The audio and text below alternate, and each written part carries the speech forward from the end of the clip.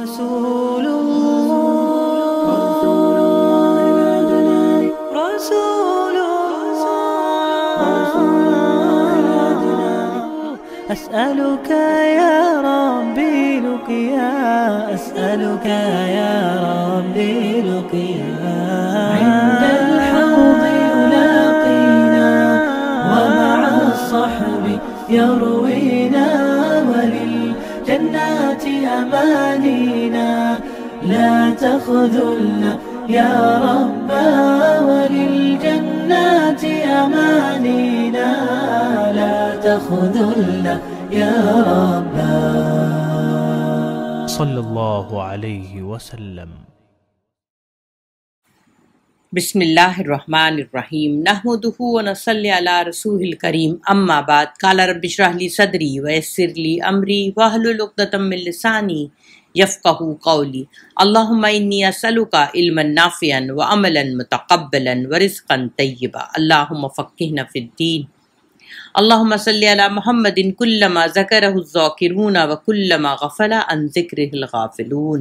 عزیز سامعین السلام علیکم ورحمۃ اللہ وبرکاتہ۔ آج ہم دیکھیں گے حضرت خدیجہ رضی اللہ تعالیٰ عنہ کے بارے میں۔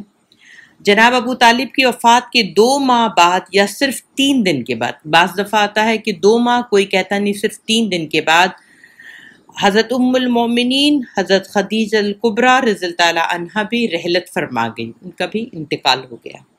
ان کی وفات نبوت کے 10ویں سال ماہ رمضان میں ہوئی، لیکن اس وقت وہ 65 برس کی تھیں اور رسول اللہ صلی اللہ علیہ وسلم اپنی عمر کی 50ویں منزل میں تھے۔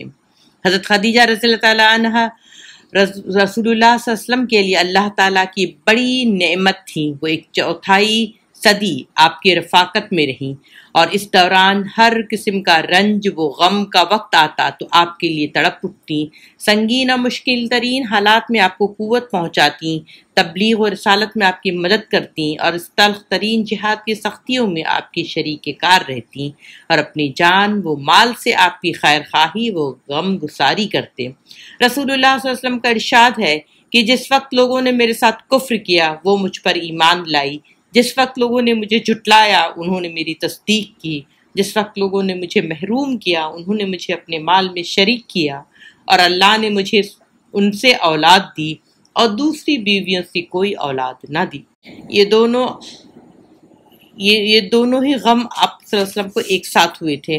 جب حضرت خدیجہ رضی اللہ تعالیٰ عنہ جب آپ صلی اللہ علیہ وسلم کے پاس غار ہرا میں کھانا لے جاتی تو ایک بار کا واقعہ ہے کہ حضرت جبرائیل امین آئے اور انہوں نے کہا کہ اللہ کی طرف سے سلام ہے، اور جو پیغمبر لایا ہے سلام اس کی طرف سے سلام ہے، یعنی جبرائیل امین نے بھی ان کو سلام کیا۔ جواب میں حضرت خدیجہ رضی اللہ تعالیٰ عنہ فرماتی ہیں، دیکھیے وہ کتنی خوبصورتی سے جواب دیتی، ان کی وزڈم کو دیکھیے، ان کی حکمت کو دیکھیے کہ اس وقت تک شریعت نہیں آئی تھی، اس وقت تک نہیں پتا تھا کہ کیسے بات کرنی، کیا ادب ہے، کیا اللہ کا حق ہے۔ تو وہ کیا کہتی ہیں کہ اللہ ہی سلام ہے، ساری سلامتی اس سے ہے، لانے والے پر سلام، لانے والے پر وہ کہتی ہیں سلام، یعنی میرا سلام، لانے والے پر جبرائیل امین کو سلام، اور جس پر لایا ہے وہ بہترین انسان ہے اور بہترین بندہ ہے، اس پر میرا سلام۔ تو انہوں نے ایک ساتھ کس کو سلام کیا؟ جبرائیل امین کو، آپ صلی اللہ علیہ وسلم کو، اور کس خوبصورتی سے کہتی ہیں کہ اللہ ہی سلامتی ہے۔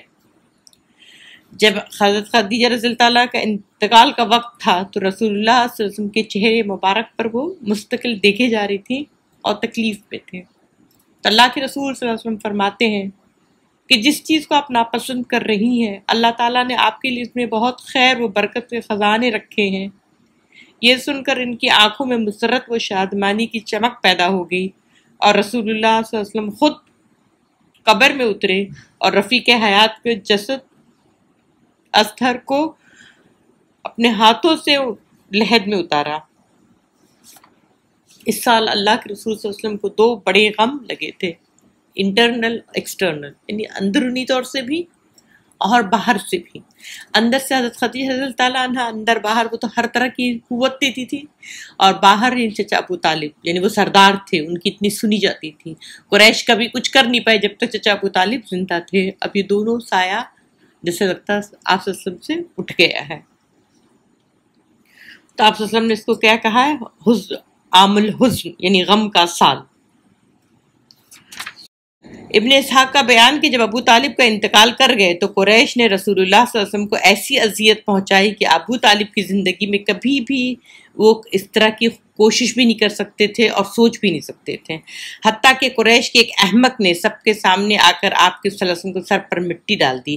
آپ صلی اللہ علیہ وسلم اسی حالت میں گھر تشریف لائے، بیٹی آپ کے سر پر پڑی ہوئی مٹی، آپ کے سر پر جو مٹی پڑی تھی اس کو صاف کر رہی تھی اور وہ دھلتے ہوئے روتے جا رہی تھیں۔ رسول اللہ صلی اللہ علیہ وسلم انہیں تسلی دیتے اور فرماتے جا رہے تھے، بیٹی رو نہیں، اللہ تمہارے ابا کی حفاظت کرے گا۔ اس دوران آپ یہ بھی فرماتے جا رہے تھے کہ قریش نے میرے ساتھ کوئی ایسی بدسلوکی نہ کی جو مجھے ناگوار گزری ہو، یہاں تک کہ ابو طالب کا انتقال ہو گیا۔ اس طرح سے بہت سارے مصائب کی بنا پر رسول اللہ صلی اللہ علیہ وسلم نے اس سال کا نام عام الحزن یعنی غم کا سال رکھ دیا۔ اور اس کے بعد اسی سال شوال سن 10 نبوت میں رسول اللہ صلی اللہ علیہ وسلم نے حضرت سودا بنت زمعہ سے شادی کی۔ یہ ابتدائی دور میں مسلمان ہو گئی تھی اور دوسرے ہجرت حبشہ کے موقع پر ہجرت کی تھی۔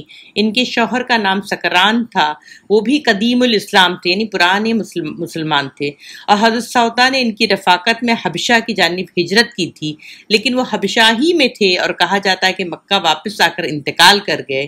اس کے بعد جب حضرت سودا کی عدت ختم ہو گئی تو نبی صلی اللہ علیہ وسلم نے ان کو شادی کا پیغام دیا اور پھر شادی ہو گئی، اور یہ حضرت خدیجہ کی وفات کے بعد پہلی بیوی ہیں جن سے رسول اللہ صلی اللہ علیہ وسلم نے شادی کی، مگر عمر میں آپ بہت بڑی تھیں، اس لیے بولتے ہیں کہ جب مدینہ والے دور میں آتے ہیں تو یہ اتنی عمر میں زیادہ ہو جاتی ہیں کہ وہ آپ صلی اللہ علیہ وسلم کو اپنی باری جو ہے حضرت عائشہ رضی اللہ عنہا کو کیا کرتی ہیں؟ گفٹ کر دیتی ہیں، ہبہ کر دیتی ہیں کہ جب ان کی باری ہو تو آپ صلی اللہ علیہ وسلم کیا ہے کہ حضرت عائشہ صدیقہ کے پاس جائیں۔ لیکن حضرت سودا سے شادی کرنے کی ایک وجہ، سب سے بڑی وجہ یہ بھی تھی کہ آپ صلی اللہ علیہ وسلم کو اپنے گھر کو چلانے کے لیے، کہ ان کی بیٹیاں تھیں، بچے تھے، تو کون گھر کو ٹیک کیئر کرتا، اس لیے آپ صلی اللہ علیہ وسلم نے یہ اصول بتایا۔ اور آپ صلی اللہ علیہ وسلم نے یہ بھی ایک اصول بتایا کہ حضرت خدیجہ رضی اللہ عنہ سے جتنی آپ صلی اللہ علیہ وسلم کو محبت تھی اتنا کوئی شوہر کسی سے محبت نہیں کر سکتا ہے، لیکن اس کے ساتھ ہی اللہ کے رسول صلی اللہ علیہ وسلم نے اپنی بات یہ بھی بتائی، یعنی مدینہ میں حضرت عائشہ رضی اللہ عنہ کہتی ہیں کہ بہت دنوں تک جب کبھی کوئی جیسے خیبر فتح ہوا، بڑے اچھے اچھے مال بھی جب ملتا تھا تو آپ صلی اللہ علیہ وسلم حضرت خدیجہ کی سہیلیوں کو، ان کے رشتہ داروں کو خاص بھیجتے تھے، اور ایک ان کی جو سہیلی تھی ان کا آواز ان سے بہت ملتی تھی، تو آپ جب ان کی آواز سنتے تھے آپ صلی اللہ علیہ وسلم کی آنکھ میں آنسو آ جاتے تھے۔ وہ اپنی جگہ پہ ہے، وہ محبت اپنی جگہ پہ ہے، لیکن انہوں نے دوسری شادی بھی کی، اور یہ اسلام کا طریقہ ہے۔ اب ہم دیکھیں گے ابتدائی مسلمانوں کا صبر و ثبات اور اس کے اسباب، کہ ابتدائی جو شروع میں جو مسلمان ہوئے تو ان کا صبر کیا تھا اور اس کی وجہ کے اسباب، یعنی اس کے ریزنز کیا تھے۔ یہاں پہنچ کر گہری سوجھ بوجھ اور مضبوط دل و دماغ کا آدمی بھی حیرت زدہ رہ جاتا ہے، اور بڑے بڑے عقلاء، یعنی جو بڑے بڑے اپنے آپ کو نا وائز لوگ سمجھتے ہیں، انٹیلیجنٹ لوگ سمجھتے ہیں، وہ یہ سوچتے ہیں اور یہ اپنے آپ سے بھی پوچھتے ہیں کہ کیا اسباب تھے، کیا ریزن تھے کہ مکہ میں لوگ اس قدر تشدد، اس قدر نا لوگوں کا ظلم اور اس قدر اپنی تحقیر کرتے تھے لیکن اسلام کو قبول کرتے تھے۔ تھوڑا سا یہ سوچنا چاہیے اور ہمیں بھی غور کرنا چاہیے کہ اس میں ایسا کیا تھا۔ دیکھیے جو بھی ملنا تھا آخرت میں ملا، نقد تو کیا ہے، صرف نقصان تھا۔ یعنی آج جیسے ہم دیکھتے ہیں نا، دکاندار لکھتے کہ آج نقد کل ادھار، تو نقد تو ان کو مکہ میں کیا مل رہا تھا، دکھ مل رہا تھا، پریشانی مل رہی تھی، مصیبت مل رہی تھی۔ ان میں سب سے پہلے اور سب سے اہم سبب جو ہے، پہلا ریزن یہ ہے کہ وہ اللہ کی ذات واحد پر، اللہ وحدہ لا شریک پر جو ایمان لائے، پھر اس کی ٹھیک ٹھیک معرفت، یعنی اس کے ٹھیک ان کو پہچان ہو گئی کہ کون ہمارا رب ہے، اور ایمان کی جو بشاشت، یعنی دل ایمان کی جو تازگی، ایمان کا جو انرجی یا ایمان جو ہے، وہ بولتے وہ اس قدر ان کے دل کے اندر پیوست تھا، اس کے اندر دل میں اس قدر اترا ہوا تھا کہ وہ جیسے پہاڑوں سے بھی ٹکرانے کا حوصلہ رکھتا تھا۔ تو جو شخص ایسے ایمان محکم اور یقین جازم پر ہو تو دنیا کی کوئی مشکل اس کو مشکل لگتی نہیں ہے۔ تو سب سے پہلا یہ تھا کہ ان کو اللہ کی ذات، اللہ وحدہ لا شریک پہ پورا بھروسہ تھا، جو کہ آج ہم نہیں دیکھتے ہیں۔ دوسری بات اللہ رب العالمین دیکھیے یہاں پہ قرآن میں اللہ سبحانہ تعالیٰ خود کہتا ہے کہ جو لوگ جب بھروسہ کرتے ہیں اللہ پہ تو وہ کس قسم کے لوگ ہوتے ہیں. تو اللہ ان کے بارے میں بتاتا ہے کہ جو جھاگ ہے یعنی جو جھاگ کی طرح ہوتا ہے وہ تو بیکار ہو کر اڑ جاتا ہے، اور جو لوگوں کے لیے نفع دینے والی چیز ہے وہ زمین میں برقرار رہتی ہے. یعنی آپ جیسے نا جو صابن کو ایسے سے کیا تو بہت زیادہ گاج آ گیا، جھاگ آ گیا، تو وہ چیز جو نا اوپر رہتی ہے اور وہ ختم ہو جاتی ہے، ببل کی طرح ہوتی ہے، ختم ہو جاتی ہے، اور نیچے جو چیز ہوتی ہے وہ اصل رہتی ہے، وہ بیٹھ جاتی ہے. تو ایمان بھی ایسا ہی ہے کہ کوئی پریشانی، دکھ یا خوشی کچھ بھی آیا تو مومن کی یہ شان نہیں کہ وہ جھاگ کی طرح اوپر اٹھ جائے اور چلانے لگ جائے، نہیں، اس کا ایمان اس کو لیے مضبوط لیے رہتا ہے. غم ہو، خوشی ہو، نعمت ملے نہ ملے، کیسا بھی وقت ہو آپ کے ساتھ، آپ کیا کرتے ہیں؟ آپ اپنے رب کے وفادار بندے بنے رہتے ہیں. اسی طرح سے دوسری وجہ جو تھی پرکشش قیادت، یعنی آپ صلی اللہ علیہ وسلم کی اپنی جو قیادت تھی کہ یہ جو اسلام جو ہے آپ صلی اللہ علیہ وسلم کی قائدانہ صلاحیتوں میں، یعنی آپ صلی اللہ علیہ وسلم کی جو لیڈرشپ کوالٹی تھی اس میں تو یہ کام ہو رہا تھا.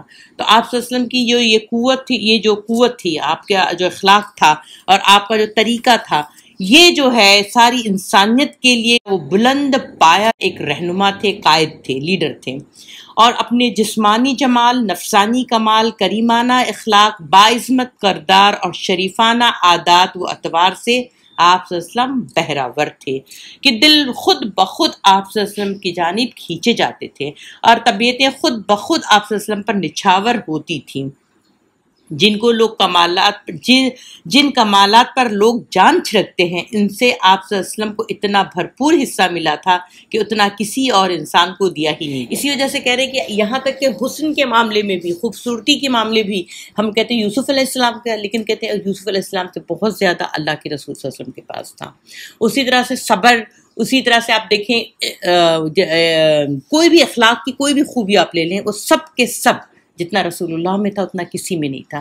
تو وہ ساری چیزیں مل کر کیا کرتی، انسان کو جیسے میگنیٹ کھینچتا ہے اس طرح سے لوگوں کو کھینچتی تھی، صحیح روح کو اللہ کے رسول صلی اللہ علیہ وسلم کی طرف کھینچ رہی تھی. آپ صلی اللہ علیہ وسلم کا وہ امتیازی مقام تھا کہ رفیق یعنی دوست تو دوست، آپ صلی اللہ علیہ وسلم کے دشمنوں کو بھی آپ صلی اللہ علیہ وسلم کی یکتائی و انفرادیت پہ کبھی شک نہ گزرا. یکتائی کا مطلب کہ آپ جیسا کوئی نہیں ہے. انفرادیت ہم لوگ بولتے ہیں نا کہ میں ایک دم الگ ہوں، تو آپ صلی اللہ علیہ وسلم جیسے کوئی تھا ہی نہیں، تو دشمن بھی بات کو مانتا تھا، دوست تو دوست پر دشمن کو بھی مانتا تھا. اور وہ دشمن کے ساتھ تو یہ بھی کہ آپ صلی اللہ علیہ وسلم کی زبان سے جو بات نکل گئی دشمنوں کو یقین ہو گیا کہ وہ سچی اور ہو کر رہے گی. اس لیے بہت ساری مثالیں ہیں، لیکن ایک مثال سن لیجئے کہ ایک بار ابو جہل جھٹلا رہا تھا، تو آپ صلی اللہ علیہ وسلم کو دکھ ہوئی، تکلیف ہوئی کہ نا ابو جہل مجھ کو جھوٹا کہہ رہا ہے. تو لیکن ابو جہل سے کسی نے ایک بات پوچھی کہ تم محمد کو جھوٹا کہتے ہو صلی اللہ علیہ وسلم کو. تو ابو جہل کہتا ہے کہ اے محمد صلی اللہ علیہ وسلم، ہم تمہیں جھوٹا نہیں کہتے، لیکن جو کچھ تم لے کر آئے ہو اس کی تکذیب کرتے ہیں، اس کو جھٹلاتے ہیں. اور اس کے بارے میں اللہ نے فرمایا یہ لوگ آپ کو نہیں جھٹلاتے بلکہ یہ ظالم اللہ کی آیتوں کا انکار کرتے ہیں. یعنی ابو جہل کو ایک بار آپ صلی اللہ علیہ وسلم نے خود پوچھ لیا تو وہ کیا کہتا ہے کہ اے محمد ہم تمہیں جھوٹا نہیں کہتے. اس کو یہ معلوم تھا کہ آپ صلی اللہ علیہ وسلم جھوٹ نہیں بول رہے ہیں، آپ کو کچھ کہا جا رہا ہے، میسج کہا جا رہا ہے تو وہ آپ کہہ رہے ہیں، لیکن محمد جھوٹے نہیں ہیں. اور آپ صلی اللہ علیہ وسلم کو یہی دکھ ہوتا تھا اللہ اس نے مجھے کیوں جھوٹا بول دیا. اور وہ ان کے لیے بہت بڑی بات تھی، بہت پینفل بات. صحیح بات ہے، اس قدر پینفل ہوتا ہے وہ کہ آپ نے وہ نہ کیا ہو اور کوئی آپ پہ وہ ایلیگیشن لگائے. تو یہ کہتے ہیں اب اللہ کہہ رہا ہے یہ لوگ آپ کو نہیں جھٹلاتے بلکہ یہ ظالم اللہ کی آیتوں کا انکار کرتے ہیں. تو کون اللہ رب العالمین بھی آپ صلی اللہ علیہ وسلم کا دل رکھ رہا ہے. اچھا دشمن لوگوں کے ساتھ یہ بھی ہے کہ ایک بار آپ صلی اللہ علیہ وسلم نے ابو لہب کے بیٹے عتیبیہ پر بد دعا کی تو اسے یقین ہو گیا کہ آپ صلی اللہ علیہ وسلم کی بد دعا کی زد سے وہ بچ نہیں سکتا ہے. ابی بن حلف کا واقعہ ہے کہ وہ بار بار آپ صلی اللہ علیہ وسلم کو قتل کی دھمکیاں دیتا تھا. تو ایک بار آپ صلی اللہ علیہ وسلم نے جواب میں فرمایا، ہر دم یہی بات کہتا تھا مکہ میں کہ میں آپ کو قتل کروں گا نعوذ باللہ. تو ایک بار صرف آپ صلی اللہ علیہ وسلم نے فرمایا کہ تم نہیں بلکہ میں تمہیں قتل کروں گا انشاءاللہ. اس کے بعد جب آپ صلی اللہ علیہ وسلم نے جنگ احد کے روز ابی کی گردن پر نیزہ مارا تو صرف اس کو لگ گیا، خراش آئی تھی، لیکن ابی برابر یہی کہے جا رہا تھا کہ محمد صلی اللہ علیہ وسلم نے مجھے قتل کر دیا کیونکہ اس نے مجھے مکہ میں ہی کہا تھا کہ میں تمہیں قتل کروں گا. اس کو یہ بات جیسی چوٹ بھی لگی تو یہ معلوم تھا کہ میں اب مر جاؤں گا. یہ تو آپ صلی اللہ علیہ وسلم کے دشمنوں کا حال تھا. باقی رہا آپ صلی اللہ علیہ وسلم کے صحابہ اور رفقا، تو آپ کو صحابہ کرام کا تو یہ تھا کہ پسینہ ٹپکے نہیں نیچے زمین پہ، وضو کرتے تھے تو پانی گرے نہیں. وہ آپ صلی اللہ علیہ وسلم کا جو ہے وہ اس قدر وہ محبت کرتے تھے، احترام کرتے تھے اور خیال رکھتے تھے. ایک روز دیکھیے ان کی ایسا لگتا تھا، صحابہ کرام کا یہ مسئلہ تھا کہ ان کے آپ صلی اللہ علیہ وسلم کے پیر میں کانٹا نہ لگے، خواہ ان کے چیتھڑے اڑ جائیں.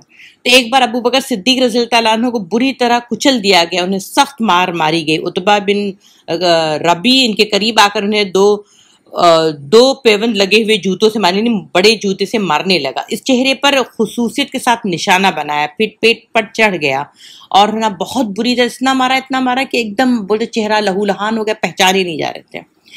اس کے بعد جو ہے آپ ابو بکر صدیق کو کسی نے بچایا، اور جب ان کو لے کے ان کے گھر میں گئے تو جب ان کو ہوش ہے تو سب سے پہلا جو سوال کیے وہ کیا کہتے ہیں کہ آپ صلی اللہ علیہ وسلم کیسے ہیں. اور جب وہ بار بار پوچھ رہے تھے ان کو دوا کھلائی جائے، کھانا کھلایا جائے، گرم پانی پلایا جائے، کچھ نہیں لے رہے. کہہ رہے پہلے مجھے بتایا جائے کہ آپ صلی اللہ علیہ وسلم کیسے ہیں. تو ان کی والدہ نے کیا کیا، کسی کو بھیج کر آپ صلی اللہ علیہ وسلم کی خبر لائی.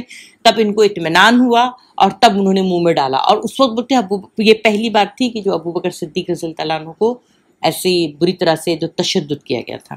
اسی طرح سے آپ دیکھیں گے کہ نا بہت سارے لوگوں کے ساتھ تھا کہ نا صحابہ کرام جیسے بلال رضی اللہ عنہ، سعد ابی وقاص ہیں، اور پھر نا اس طرح کے بہت سارے لوگ ان کے اوپر تشدد کیا گیا. لیکن انہوں نے کیا اپنے اوپر تو برداشت کیا، لیکن آپ صلی اللہ علیہ وسلم پر جتنی بساط بھر ہو سکتی انسان ہیومن کیپیسٹی میں، وہ نہیں چاہتے کہ اللہ کے رسول صلی اللہ علیہ وسلم کے پر کچھ آنچ بھی آئے. احساس ذمہ داری تیسری وجہ تھی کہ صحابہ کرام جانتے تھے کہ جو انسان ہے جو مٹھی بھر مٹی سے بنا ہوا ہے، اس پر کتنی بھاری بھرکم اور زبردست قسم کی ذمہ داریاں ہیں، اور ان ذمہ داریوں میں کسی صورت سے بھی وہ کیا کر سکتا ہے، نہ اس کو نگلیکٹ کر سکتا ہے، نہ اسے بے توجہی کر سکتا ہے، اور نہ ہی اس کو چھوڑ سکتا ہے. تو وہ اپنی ذمہ داریوں کو سمجھتے تھے. تو اس لیے وہ موجودہ ظلم و ستم سے زیادہ خوفناک اور بولتے نا بھیانک چیزوں کو نا ان کے لیے معمولی لگتی تھی. بس وہ یہ فکر میں رہتے کہ اللہ نے ہم پر اتنی بڑی ذمہ داری ڈالی تو ہم اس کو کیسے ادا کریں. ساری انسانیت کو جو خسارہ ہے، جو ساری انسانیت جو ہے نقصان میں ہے، تو ان کے نقصان کو جو بچانے کا کام وہ سمجھتے تھے اس بات کو یہ ہماری پرائمری جاب ہے کہ ہم اس دین کو جو ہے اس کو چلیں، اس کو پکڑیں تاکہ یہ دنیا میں آ سکے. یعنی ابھی تو دین شروع میں چل رہا ہے نا، شریعت تو بھی بنی نہیں ہے. مکہ کے دور میں کیا ہو رہا ہے، اللہ کے رسول صلی اللہ علیہ وسلم ان کی ایمان کو مضبوط کر رہے ہیں، اپنے ایمان کو صرف مضبوط کر رہے ہیں. کیونکہ دیکھیں مکی دور میں قرآن جو ہے وہ 3 ہی چیزوں پر مشتمل تھا کہ اللہ وحدہ لا شریک ہے، رسالت، اللہ کے رسول کی رسالت، اور آخرت میں آپ کو اٹھنا ہے. تو یہ احساس ذمہ داری صحابہ کو بہت تھا. پھر آخرت پر ایمان، اور صحابہ کرام جو ہے وہ اتنا یقین رکھتے تھے کہ انہیں رب العالمین کے سامنے کھڑا ہونا ہے، ان کے چھوٹے موٹے اور بڑے معمولی اور غیر معمولی ہر طرح کے اعمال کا حساب لیا جائے. اور پھر مشکل ترین حالات میں بھی وہ ایسی صورتیں آتی تھیں کہ صحابہ کرام جو ہے وہ کیا کرتے تھے، اگر کبھی خدا نخواستہ سے کبھی کمزوری آتی بھی تھی تو پھر مضبوط ہو جاتے تھے. اب دیکھیں وہ لوگ اتنا برداشت کر رہے ہیں، اس کے باوجود اللہ سبحانہ وتعالیٰ وہاں پہ مکی دور کی سورہ عنکبوت وغیرہ جہاں پہ اللہ کہہ رہا ام حسبتم ان تدخلوا الجنہ، اللہ کہہ رہا تم سمجھتے ہو کہ جنت میں چلے جاؤ گے، حالانکہ ابھی تم پر ان لوگ جیسی حالت نہیں آئی. تم سے جو پہلے گزر چکے ہیں وہ سختیوں اور بدحالیوں سے دوچار ہوئے اور انہیں جھنجھوڑ دیا گیا، یہاں تک کہ رسول اور جو لوگ ان پر ایمان لائے تھے بول اٹھے کہ اللہ کی مدد کب آئے گی، سنو اللہ کی مدد قریب ہے. پھر اس کے بعد عنکبوت میں اللہ فرماتا الف لام میم، کیا لوگوں نے یہ سمجھ رکھا ہے کہ انہیں یہ کہنے پر چھوڑ دیا جائے گا کہ ہم ایمان لائے. دیکھیں اللہ کہہ رہا ہے کہ حساب ایسے نہیں لیا جائے گا کہ آپ نے یہاں پہ کہا ہاں ہم مسلمان ہیں تو بس اللہ اب مسلمان آپ بتائیے کیا ہے، تو آپ نے ID کارڈ نکال کے بتا دیا اور وہ آپ کا معاملہ ختم ہو گیا، ہاں میں انڈین ہوں یا میں مسلم ہوں. نہیں، اللہ کہہ رہا ہے ہم ایمان لائے اور اس کی آزمائش نہیں کی جائے گی، حالانکہ ان سے پہلے جو لوگ تھے ہم نے ان کی آزمائش کی، اور لہٰذا ان کے بارے میں اللہ یہ ضرور معلوم کرے گا کہ کن لوگوں نے سچ کہا، اور یہ بھی ضرور معلوم کرے گا کہ کون لوگ جھوٹے ہیں. تو جب آپ کے اوپر کوئی وقت پڑے، آپ اس پہ جب صبر کرتے ہیں تو یہ چیز بتاتی کیا ہے کہ آپ نے جو اللہ کے اوپر ایمان رکھا تھا وہ صحیح ہے. اس کے بعد اللہ رب العالمین اس طرح سے جو ہے جو مسلمان تھے، صحابہ کرام تھے، ان کی ایمانوں کو اللہ رب العالمین کیا کرتا ہے، اپنی آیتوں سے آپ صلی اللہ علیہ وسلم کی جو قائدانہ صلاحیت تھی یا لیڈرشپ جو کوالٹی تھی اس کے ذریعے سے مضبوط کرتا ہے۔ اور ایک بار اور بھی سن لیجئے کہ مکہ میں جو آیتیں نازل ہوتی تھیں، تو جیسے ہم سورہ ملک پڑھتے ہیں، الذی خلق الموت والحیات، پھر اللہ کہہ رہا ہے اللہ نے جو موت اور زندگی کو تخلیق کی، الذی خلق الموت والحیات لیبلوکم ایکم احسن عملا وہو العزیز الغفور، کہ اللہ دیکھنا چاہتا ہے کہ کون بہترین عمل کرتا ہے۔ اور دیکھیے ہم یہ سورہ بولتے ہیں نا کہ یہ قبر کے عذاب سے بچائے گی، پر یہ بھی غور کیا کہ اس کے مضمون کیا ہیں، اس کے ٹاپکس ایسے کیسے ہیں کہ یہ آپ کو قبر کے عذاب سے بچائے گی؟ اس لیے کہ یہ پہلی آیت سے ہی اللہ کی بات، اللہ کی تعریف اور برکت کے بعد کہ سارا کچھ جو ہے اس کے ہاتھ میں اقتدار ہے، وہ علی کل شیء قدیر کے بعد اللہ رب العالمین جو سب سے بڑی بات کہتے ہیں الذی خلق الموت والحیات، کہ پہلے اللہ نے موت کو بنایا ہے اور پھر حیات، تو بولتے یہ سب سے بڑی حقیقت ہے کہ موت جو ہے زندگی سے بڑی حقیقت ہے۔ لیکن دیکھیے ہم کیا کرتے ہیں، ہمارا رویہ دنیا میں اور زندگی کے بارے میں کیا ہے، ہم اس کو ابدی زندگی سمجھ رہے ہیں، اس دنیا کو، اور اسی لیے اس ابدی زندگی کو سنوارنے کے لیے، سجانے کے لیے، اس میں آسانیاں پیدا کرنے کے لیے تمام قسم کی لگژری موجود ہو، اس قسم کی محنت ہم کر رہے ہیں اس ٹیمپرری دنیا میں رہنے کے لیے۔ جبکہ یہ دنیا جو ہے ہمیں ایسا ہونا چاہیے کہ جیسے اگر ہم جس ٹرین کا سفر سمجھ لیں تو ایک پلیٹ فارم پہ رکی ہوئی ہے، اس کے بعد یہ اپنے وقت پہ پھر سے چل پڑے گی۔ تو زندگی بس یہی ہے کہ یہ دنیا نام کا ایک اسٹیشن ہے، اس پہ تھوڑے وقت کے لیے رکی ہوئی ہے، ہر مسافر اس کے حساب سے وہ ٹرین چل رہی ہے، تو اس کا ٹائم ختم، وہ بڑھ جائے گا آگے۔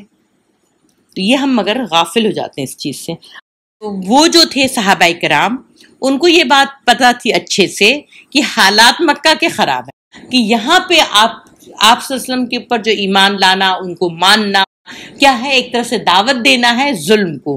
اب اس وقت مکہ کے جو ابتدائی دور کے جو تھے، حضرت بلال دیکھیں، حضرت خبیب دیکھیں، آپ ان کی تشدد کو سوچ بھی نہیں سکتے ہیں، جس قسم کا ان پہ تشدد کیا گیا ہے، ان پہ جو زیادتی کی۔ حضرت عثمان بن عفان کو بولتے چٹائی سے باندھ کے اس کے نیچے سے دھواں دیا جا رہا ہے، ہر طرح کا ٹارچر، ان کو جو مار پیٹ تشدد سب کچھ کے باوجود یہ دماغی طور سے بھی دیا جاتا ہے۔ اور یہ ساری باتیں جو وہ برداشت کرتے تو صرف یہ تھا، ان کو معلوم بھی تھا کہ اسلام قبول کرنے کے معنی یہ نہیں ہے کہ ان کے دن پھر جائیں گے۔ مکہ میں تو بظاہر یہ گھاٹے کا سودا تھا، نہ کوئی فائدہ تھا، لیکن ان کو یہ معلوم تھی کہ اس صبر کا پھل کس قدر میٹھا ہوگا۔ قرآن مجید میں یہ بشارتیں اللہ رب العالمین دیتا ہے کہ وہ اپنے بندوں کے لیے ہمارے لیے پہلے ہی فیصلہ ہو چکا ہے کہ ان کی ضرور مدد کی جائے گی، اور یقیناً ہمارا لشکر غالب ہو کر رہے گا۔ بس اے نبی صلی اللہ علیہ وسلم ایک وقت تک کے لیے تم ان سے رخ پھیر لو اور انہیں دیکھتے رہو، عنقریب یہ خود بھی دیکھ لیں گے کیا ہمارے عذاب کے لیے جلدی جو مچا رہے ہیں، تو جب وہ ان کے صحن میں اتر پڑے گا تو لوگوں کی صبح بری ہو جائے گی۔ پھر ایک جگہ اللہ کہہ رہا ہے عنقریب اس جمعیت کو شکست دے دی جائے گی اور یہ لوگ پیٹ پھیر کر بھاگیں گے۔ جب مشرکین ان پر ظلم کرتے تو اللہ آپ صلی اللہ علیہ وسلم کو ایسی آیتیں نازل کرتا تو سب کا دل جو ہے مضبوط ہوتا ہے جو ایمان لائے تھے۔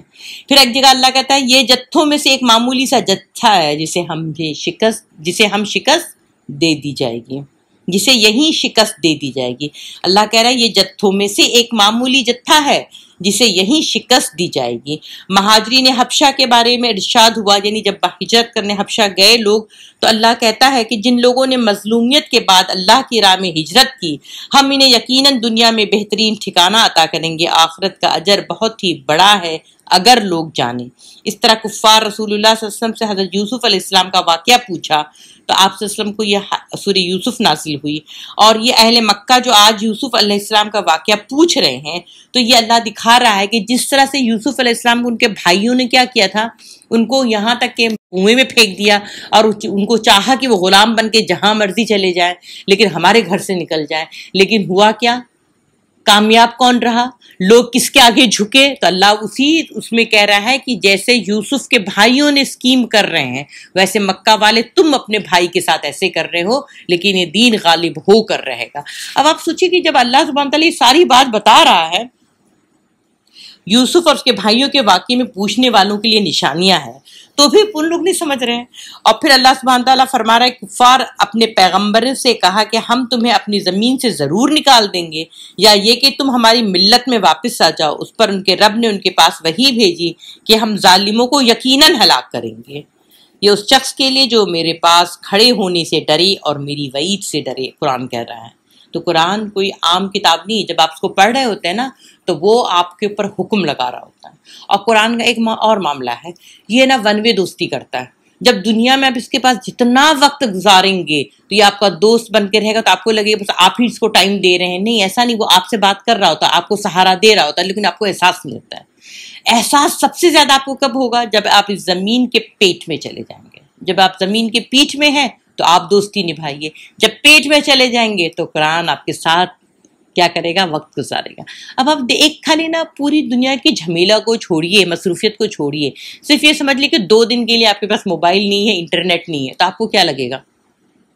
اگر وہی چیز آپ یہ سوچیے کہ نا آپ اکیلے، مطلب آج کل تو رشتہ دار کوئی قدر قیمت نہیں ہے، نہ کوئی رشتوں کی محبت رہ گئی ہے، لیکن ایک چیز کی محبت بہت زیادہ ہو گئی ہے، اور وہ کیا ہے کہ آنکھ کھلے تو موبائل پہ ہاتھ، وہاں جائے تو موبائل، کچھ چلے نہ چلے موبائل اور انٹرنیٹ چلنا چاہیے.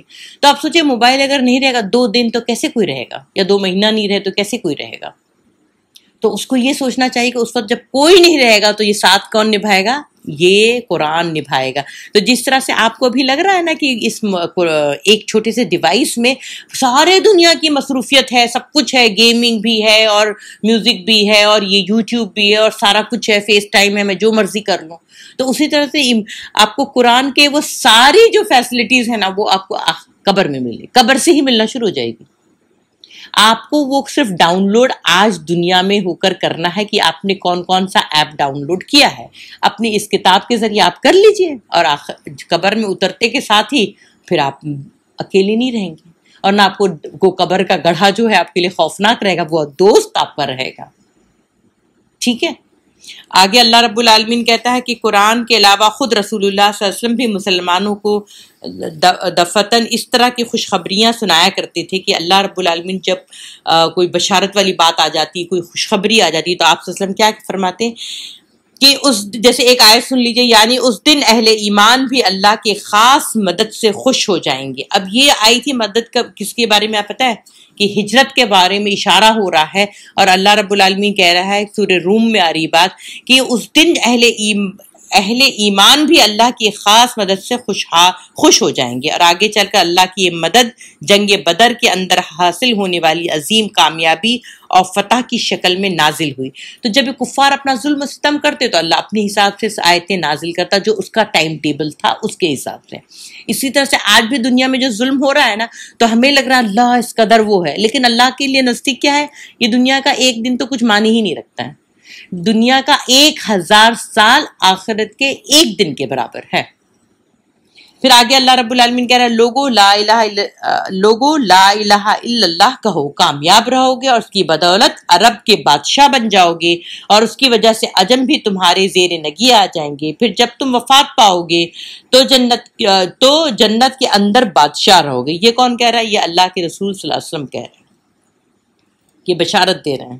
حضرت خباب بن ارد کا ارشاد ہے کہ ایک بار میں خدمت نبی صلی اللہ علیہ وسلم میں حاضر ہوا. آپ کعبہ کے سائے میں ایک چادر کو تکیہ بنائے تشریف فرما تھے. اس وقت ہم مشرکین کے ہاتھوں سختی سے 2-4 تھے. میں نے کہا کیوں نہ آپ صلی اللہ علیہ وسلم اللہ سے دعا فرمائے. یہ سن کر آپ صلی اللہ علیہ وسلم اٹھ بیٹھے، آپ کا چہرہ سرخ ہو گیا اور آپ نے فرمایا جو لوگ تم سے پہلے تھے ان کی ہڈیوں تک کا گوشت اور اعصاب میں لوہے کی کنگھیاں اتاری گئیں، لیکن یہ سختی بھی انہیں دین سے باز نہ رکھتی تھی. پھر آپ صلی اللہ علیہ وسلم نے فرمایا اللہ اس امر کو یعنی دین کو مکمل کر کے رہے گا، یہاں تک کہ ایک سوار صنعاء سے یعنی یمن سے حضرت موت تک جائے گا اور اللہ کے سوا کسی کا خوف نہ ہوگا. سوچئے کہ آپ صلی اللہ علیہ وسلم نے فرمایا کہ یہ دین جو ہے اس حد تک دنیا میں چھائے گا کہ لوگ جو ہے صنعاء سے لے کے حضرت الموت ایک جگہ ہے اتنی دور کا سفر کریں گے لیکن اس کو کسی چیز کا خوف نہ ہوگا. رسول اللہ صلی اللہ علیہ وسلم اہل ایمان کو ایمانی مرغوبات کے ذریعے مسلسل روحانی غذا فراہم کر رہے تھے، تعلیم، کتابت و حکمت کے ذریعے ان کے نفوس کا تزکیہ فرما رہے تھے، نہایت گہری تربیت دے رہے تھے اور روح کی بلندی، قلب کی صفائی، اخلاق کی پاکیزگی، مادیات کے غلبے. مادیات اس کو بولتے ہیں نا جب مٹیریل مٹیریلسٹک ورلڈ سے نا نکال کے آزادی اور شہوت کی مقامدت، یعنی نا اب صرف انسان کا اپنا نفس پرستی، میرا جسم جو مانگے، میرا زبان جو مانگے، میرا پیٹ جو مانگے، وہی چیز نہیں ہے. اور رب السماوات والارض کی کشش کے مقامات کی جانب ان نفوس کو، یعنی ایسے پاک نفس کو، ایسی پاک روحوں کو کیا کرتے تھے، وہ اللہ کے بڑائی، کبریائی اور تعریف میں لگاتے تھے. یعنی سوچیں جب ہم الحمدللہ رب العالمین جب کہیں گے تو ہم کس قسم کی تعریف کر رہے ہوں گے، کیونکہ ایمان ہی اس میں کتنا ہے. تو یہ صرف کیا ہو جاتا ہے، ایک زبانی ہو جاتا ہے، ایک میکینیکل چیز ہو جاتی ہے کہ الحمدللہ رب العالمین، نہ اس میں وہ حمد ہے نہ وہ معنی ہے. اور جب ہم کہتے ہیں ایاک نعبد و ایاک نستعین، اے اللہ ہم تیری عبادت کرتے ہیں اور صرف تجھی سے مدد چاہتے ہیں، تو کیا ہم اس کو ڈو یو مین، کیا ہم اس بات کو مانتے ہیں، جانتے ہیں؟ اگر جس دن جان جائیں کہ صرف اللہ کی عبادت کرتے ہیں اور صرف اسی سے مدد مانگتے ہیں، آپ یقین کریں اس میں نا وہ جو بولتے ہیں کہ اس میں اعظم ہے، اس کے اندر اس کے بعد کی پڑھی ہوئی دعا جو ہے کچھ بھی مانگے آپ قبول ہوتی ہے. لیکن بس یہی ہے کہ وہ یقین پیدا کریں. پھر اس کے بعد تیسرا جو مرحلہ ہوتا ہے کہ کیا ہے کہ سن شوال 10 نبوت کے آخر میں نبی صلی اللہ علیہ وسلم طائف تشریف لے گئے.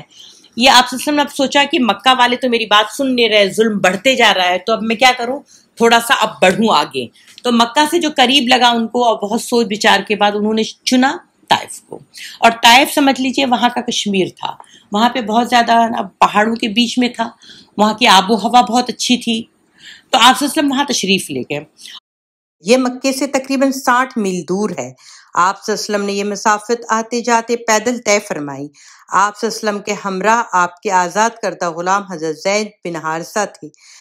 آپ جس قبیلے سے گزر ہوتا اسے اسلام کی دعوت دیتے، لیکن کسی نے بھی یہ دعوت قبول نہ کی. جب طائف پہنچے تو قبیلہ ثقیف کے 3 سرداروں کے پاس تشریف لے گئے جو آپس میں بھائی تھے، جن کے نام یہ تھے عبد، یالیل، مسعود اور حبیب. ان تینوں کے والد کا نام عمرو بن عمیر ثقفی تھا. آپ صلی اللہ علیہ وسلم نے ان کے پاس بیٹھنے کے بعد انہیں اللہ کی اطاعت اور اسلام کی مدد کی دعوت دی. جواب میں دیکھیں 3 جواب سن لیجئے. ایک نے جواب میں کہا کہ وہ کعبے کا پردہ پھاڑے اگر اللہ نے تمہیں رسول بنایا، نعوذ باللہ. دوسرے نے کہا کہ کیا اللہ تعالیٰ کو تمہارے علاوہ کوئی نہیں ملا تھا. تیسرے نے کہا میں تم سے تو بات بھی کرنا نہیں چاہوں گا، اگر تم واقعی پیغمبر ہو تو تمہاری بات کو رد کرنا میرے لیے انتہائی خطرناک ہے، اور اگر تم نے اللہ پر جھوٹ گھڑ رکھا ہے تو پھر مجھے تم سے تو بات ہی نہیں کرنی چاہیے. ابھی طائف کے لوگ تھے تو انہوں نے کہا کہ اگر تم نے گھڑ لی ہے بات تو مجھے تم سے بات ہی نہیں کرنی. کتنا ایریگنس، کتنا گھمنڈ اس کے اندر ہے. اور اس طرح سے جو ہے یہ آپ صلی اللہ علیہ وسلم کا مطلب جواب تو اس انداز میں دیا کہ دل ٹوٹ جائے انسان کا، مایوس ہو جائے، اس طرح کا انہوں نے جواب دیا. رسول اللہ صلی اللہ علیہ وسلم نے طائف میں 10 دن قیام فرمایا. اس دوران آپ صلی اللہ علیہ وسلم نے ان کے ایک ایک سردار کے پاس تشریف لے گئے، ہر ایک سے گفتگو کی، لیکن سب کا ایک ہی جواب تھا کہ تم ہماری شہر سے نکل جاؤ، آپ ادھر یہ کام اپنا نہ کرو، جو مکہ سے جو تم لائے ہو نا وہ تم لے کے مکہ ہی جاؤ، اس طرف آنا نہیں. اس طرح سے نعوذ باللہ. بلکہ انہوں نے اپنے اوباشوں کو اور جو لچے لفنگے ٹائپ لوگ تھے ان کو کیا کیا، آپ صلی اللہ علیہ وسلم کو جب واپسی کا قصد کیا تو اوباش جو تھے اس قسم کے جو مینٹیلٹی والے تھے، موب لنچنگ والی جو مینٹیلٹی وہاں پہ دیکھی گئی، اور وہ لوگ نے کیا کیا، وہ گالیاں دیتے، تالیاں پیٹتے اور شور مچاتے. آپ صلی اللہ علیہ وسلم کے پیچھے لگ گئے اور وہ دیکھتے تھے کہ اتنی بھیڑ جمع ہو گئی ہے کہ آپ صلی اللہ علیہ وسلم کے راستے کے دونوں جانب لائن لگ گئی. پھر گالیاں بدزبانیوں کے ساتھ پتھر بھی پھینکنے لگے، جس سے آپ صلی اللہ علیہ وسلم کی ایڑی پر اتنے زخم آئے، دونوں جوتے خون میں تربتر ہو گئے. حضرت زید رضی اللہ تعالیٰ عنہ جو تھے بن حارثہ جو تھے وہ ڈھال بن کر چلتے، یعنی جہاں سے پتھر زیادہ آتا وہ اس طرف کھڑے ہو جاتے، اپنے آپ کو آپ صلی اللہ علیہ وسلم پر گرا دیتے کہ آپ صلی اللہ علیہ وسلم کو نہیں لگے. پر وہ ایک ہی طرف سے کر سکتے ہیں نا، دوسری طرف سے کیا، تیسری طرف سے کیا، پتھر تو کہیں سے بھی آئے گا. وہ جتنا آپ جسم پہ آپ لے سکتے تھے حضرت زید وہ لیتے تھے، لیکن یہ چاروں طرف سے اگر آئے گا موب، دیکھیں یہ موب مینٹیلٹی. تو جب وہ جنید جو حافظ تھا اس کو جب انہوں نے کیا گیا تو اس وقت میں سوچتی کہ اللہ اس کے ماں باپ کو بہت صبر دے، اور اس بچے کی تو خیر آخرت ایک دم صبر کی. لیکن یہ مینٹیلٹی والے لوگ رہتے ہیں جو آپ کی دین سے، آپ کے اس سے نفرت کریں گے. اللہ ان کو موقع دیتا ہے کہ وہ اپنا جو کچھ کرنا ہے کر لیں، کیونکہ اللہ رب العالمین جب ان کو پکڑے گا تو بہت سخت پکڑے گا۔ تو آپ صلی اللہ علیہ وسلم جو لہو لہان ہو گئے تو بدماشوں نے سلسلہ برابر جاری رکھا، یہاں تک کہ آپ کو عتبہ اور ایک عتبہ اور شینا ابنائے ربی کے ایک باغ میں پناہ لینے پر مجبور کر دیا گیا۔ یہ باغ طائف سے 3 میل کے فاصلے پر واقع تھا۔ جب آپ صلی اللہ علیہ وسلم یہاں پناہ لی تو بھیڑ واپس چلی گئی۔ آپ صلی اللہ علیہ وسلم ایک دیوار سے ٹیک لگا کر انگور کی بیل کے ساتھ بیٹھ گئے۔ تھوڑا اطمینان ہوا تو دعا فرمائی، جو دعائے مستضعفین کے نام سے مشہور ہے۔ اس دعا کے ایک اس سے آپ غور سے سنیے گا۔ آپ صلی اللہ علیہ وسلم کہتے ہیں اللہم الیک، اللہم یا الہی، میں تجھ سے اپنی کمزوری، وہ بے بسی اور لوگوں کے نزدیک اپنی بے قدری کا شکوہ کرتا ہوں۔ یا ارحم الراحمین، تو کمزوروں کا رب ہے اور تو ہی میرا بھی رب ہے۔ تو مجھے کس کے حوالے کر رہا ہے؟ کیا کسی بیگانے کے جو میرے ساتھ سختی سے پیش آئے، یا کسی دشمن کے جس کو تو نے میرے معاملے کا مالک بنا دیا ہے؟ اگر مجھ پر تیرا غضب نہیں ہے تو مجھے کوئی پرواہ نہیں، لیکن تیری عافیت میرے لیے زیادہ کشادہ ہے۔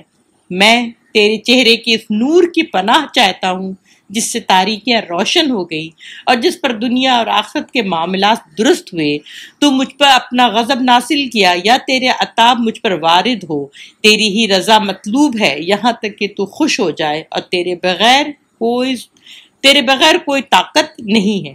ادھر آپ صلی اللہ علیہ وسلم جو ہے یہ دعا پڑھ کے ابھی ہاتھ نیچے کیے تھے کہ ربی نے اس حالت میں زار میں دیکھا تو اس نے ایک انسانیت کے ناطے اور ایک رشتہ بنتا تھا آپ صلی اللہ علیہ وسلم کا دور کا، تو اس کو قرابت کے رشتے سے مطلب اس کے اندر ہے نا ایک احساس پیدا ہوا۔ تو انہوں نے اپنے ایک عیسائی غلام کے جس کا نام عداس تھا بلا کر اس کو انگور کا ایک گچھا دیا اور پانی دیا کہ اس شخص کو جاؤ دے آؤ۔ تو جب اس نے انگور آپ صلی اللہ علیہ وسلم کی خدمت میں پیش کیا تو آپ صلی اللہ علیہ وسلم نے بسم اللہ کہہ کر ہاتھ بڑھایا اور کھانا شروع کیا۔ عداس نے کہا یہ جملہ، یعنی آپ نے جب بسم اللہ کہا تو وہ کہتا ہے یہ جملہ تو یہاں کے علاقے کے لوگ نہیں بولتے۔ تو رسول اللہ صلی اللہ علیہ وسلم نے فرمایا تم کہاں کے رہنے والے ہو اور تمہارا دین کیا ہے؟ اس نے کہا میں عیسائی ہوں اور نینوا کا باشندہ ہوں۔ رسول اللہ صلی اللہ علیہ وسلم نے فرمایا تو تم مرد صالح یونس بن متا کی بستی کے رہنے والے ہو؟ اس نے کہا ہاں۔ آپ صلی اللہ علیہ وسلم نے یونس بن متا کو آپ کیسے مگر جانتے ہیں؟ تو رسول اللہ صلی اللہ علیہ وسلم نے فرمایا وہ میرے بھائی تھے، وہ نبی تھے اور میں بھی نبی ہوں۔ یہ سن کر عداس رسول اللہ صلی اللہ علیہ وسلم پر جھک گیا اور آپ صلی اللہ علیہ وسلم کے سر اور ہاتھ پاؤں کو بوسہ دینے لگا، کیونکہ دیکھیے یہ کہاں سے آیا تھا؟ جہاں سے یونس علیہ السلام کی جو بستی تھی نینوا سے تھا، جن کی مشہور دعا ہے لا الہ الا انت سبحانک انی کنت من الظالمین۔ تو وہ جو ہے وہ عیسائی والا مذہب کا تھا۔ تو جیسے ہی بسم اللہ پڑھتا وہ سمجھ گیا کہ یہاں پہ تو کیا ہے، کفار کے بیچ میں، مکہ میں کفر ہے یا طائف میں ہے، تو کہہ رہا یہ یہاں کے الفاظ نہیں ہیں۔ یہ دیکھ کر ربی کے دونوں بیٹوں نے آپس میں کہا کہ اب اس شخص نے ہمارے غلام کو بگاڑ دیا۔ دیکھیے اللہ کے رسول لہو لہان ہے، پریشان ہے، لیکن جیسے ہی اس نے چوما تو اس کے دونوں بیٹوں نے کیا کہا جس نے انگور بھیجا تھا کہ دیکھیں اس کا جادو جو ہے ہمارے غلام پہ چل گیا۔ اس نے 1 منٹ ملا نہیں کہ اس کا جادو سر چڑھ کر بولنے لگا۔ اور ایک صحیح بخاری میں حضرت عائشہ رضی اللہ تعالیٰ عنہ سے مروی ہے کہ ان کا بیان ہے کہ انہوں نے ایک روز رسول اللہ صلی اللہ علیہ وسلم سے دریافت کیا کہ آپ صلی اللہ علیہ وسلم پر کوئی دن ایسا بھی آیا جو احد کے دن سے زیادہ سنگین رہا ہو؟ تو آپ صلی اللہ علیہ وسلم نے فرمایا ہاں، تمہاری قوم نے مجھے جن مصائب کا سامنا کرنا پڑا ان میں سب سے سنگین مصیبت وہ تھی جسے میں نے گھاٹی کے دن دوچار ہوا جب میں اپنے آپ کو عبید یعنی طائف کی بات کہہ رہے ہیں کہ مگر اس نے میری بات منظور نہ کی اور میں غم و علم سے نڈھال اپنے رخ پر چل پڑا اور مجھے کرن سالب پہنچ کر ہی فائدہ ہوا۔ وہاں میں نے سر اٹھایا تو میں کیا دیکھتا ہوں کہ بادل کا ایک ٹکڑا مجھ پر ہے۔ میں نے بغور دیکھا تو اس میں حضرت جبرائیل علیہ السلام تھے۔ انہوں نے مجھے پکار کر کہا کہ آپ صلی اللہ علیہ وسلم کی قوم نے آپ سے جو بات کہی اللہ نے اسے سن لی، یعنی طائف والوں کے سردار نے جو بات کی اللہ نے سن لی۔ اب اس نے آپ کے پاس پہاڑوں کا فرشتہ بھیجا ہے تاکہ آپ صلی اللہ علیہ وسلم ان کے بارے میں اسے جو حکم دیں۔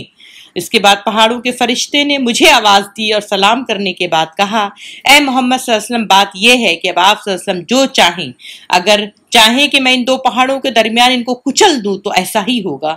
نبی صلی اللہ علیہ وسلم نے فرمایا نہیں، بلکہ مجھے امید ہے کہ اللہ تعالیٰ ان کی پشت سے ایسی نسل پیدا کرے گا جو صرف ایک اللہ کی عبادت کرے گی اور اس کے ساتھ کسی کو شریک نہ ٹھہرائے گی۔ بہت دن بعد جب فتح مکہ کے بعد جب طائف فتح ہوا، طائف تک اسلام گیا اور سندھ کو فتح کرنے والا محمد بن قاسم جو تھے وہ ثقفی تھے، وہ طائف کے تھے۔ رسول اللہ صلی اللہ علیہ وسلم کے اس جواب میں آپ کی شخصیت اور ناقابل ادراک گہرائی رکھنے والے اخلاق عظیمہ کے جلوے دیکھے جا سکتے ہیں۔ بہرحال اب 7 آسمانوں کے اوپر سے آنے والی اس غیبی مدد کی وجہ سے آپ صلی اللہ علیہ وسلم کا دل مطمئن ہو گیا۔ دیکھیں آپ صلی اللہ علیہ وسلم پیدل گئے، انہوں نے اپنا پورا کام پیش کیا، لہو لہان ہوئے، پتھر کھائے، ذلت اٹھائی، ایک غلام سے جو انگور ملا وہ کھایا، تو وہ کھانا بھی ہے نا، وہ کبھی سوچ کے دیکھے کہ جو آدمی فراخ دلی سے خرچ کرتا ہو اس کے پر یہ وقت پڑے تو وہ کیسا لگتا ہوگا، اس کو صرف اللہ ہی محسوس کرتا ہے۔ اور اللہ نے فرشتوں کو بھیج کے اللہ کے رسول کی مدد کی۔ پھر جب آپ لوٹ رہے تھے تو وادی نخلا میں آپ کا قیام چند دن رہا۔ اس دوران اللہ تعالیٰ نے آپ صلی اللہ علیہ وسلم کے پاس جنوں کی ایک جماعت بھیجی جس کا ذکر قرآن میں ہے۔ اللہ رب العالمین کہتا ہے جبکہ ہم نے آپ کی طرف جنوں کے گروہ کو پھیرا تو وہ قرآن سنے، اور جب وہ تلاوت قرآن کی جگہ پہ پہنچے تو انہوں نے آپس میں کہا کہ چپ ہو جاؤ، اور پھر جب اس کی تلاوت پوری کی جا چکی تو اپنی قوم کی طرف عذاب الہی سے ڈرانے والے بن کر پلٹے۔ یعنی انسانوں نے نہیں کیا تو جنوں نے کیا، اور جنوں کو تو کیا ہے، آج بھی لوگ جن کو بڑے پاورفل سمجھتے ہیں۔ اس وقت والے لوگ تو کیا کرتے تھے، ان کو باقاعدہ جیسے کوئی وادی میں جائے اور پتہ چل گیا جنات ہے تو کہتے ہیں اے وادی جن ہم تجھے سجدہ کرتے ہیں۔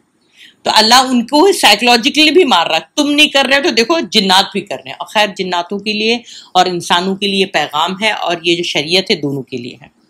پھر سورہ جن نازل ہوئی جہاں پہ اللہ کہہ رہا ہے کہ آپ کہہ دیں کہ میری طرف یہ وحی کی گئی ہے۔ جنوں کی ایک جماعت نے قرآن سنا اور کہا ہم نے ایک عجیب قرآن سنا جو راہ راست کی طرف رہنمائی کرتا ہے، ہم اس پر ایمان لائے اور ہم اپنے رب کے ساتھ کسی کو شریک نہ کریں گے۔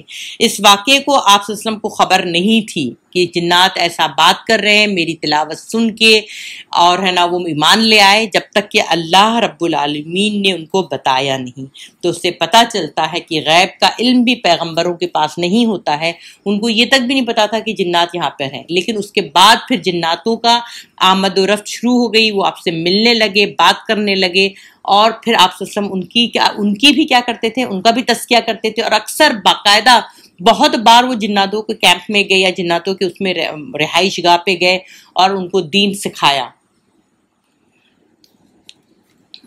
اور اب ہم انشاءاللہ جو ہے وہ کل دیکھیں گے کہ آپ صلی اللہ علیہ وسلم نے کس طرح سے لوگوں کو مطلب انفرادی طور سے یعنی ایک ایک افراد کو اور قبائل کو یعنی ٹرائبز کو اسلام کی دعوت دی۔ ٹھیک ہے، جزاک اللہ خیر، شکریہ۔